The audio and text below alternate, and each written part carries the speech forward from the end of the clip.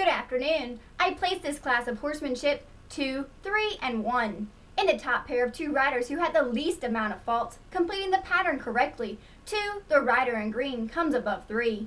2 maintained a smoother and more controlled ride throughout the class. She was more exact in her transitions at the designated markers, especially in her simple lead change. Her 180-degree pivot to the left was quicker and more precise, showing a higher level of difficulty. Overall, this rider stayed more relaxed and carried her head up and was more alert, attentive, and confident.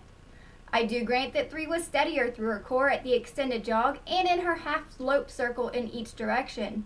In addition, she was more discreet in her cues, keeping her legs closer to the horse's sides, her heels down, and her toes pointed straight forward.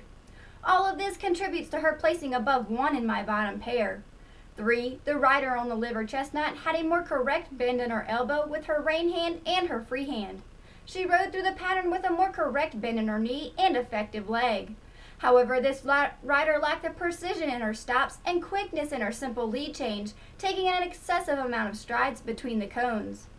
I had no choice but to leave 1, the girl in the gray, at the bottom of today's class, as she was simply off pattern, pivoting in the incorrect direction and picking up the wrong lead in her first half circle to the left, and showed no intention on correcting this mistake. In addition to these faults, she was the least confident rider, holding her rein hand too high and riding with an excessive drape in her rein. She leaned forward in her transitions and had an unsteady lower leg. It is for these reasons that I place this class of horsemanship 2, 3, and 1.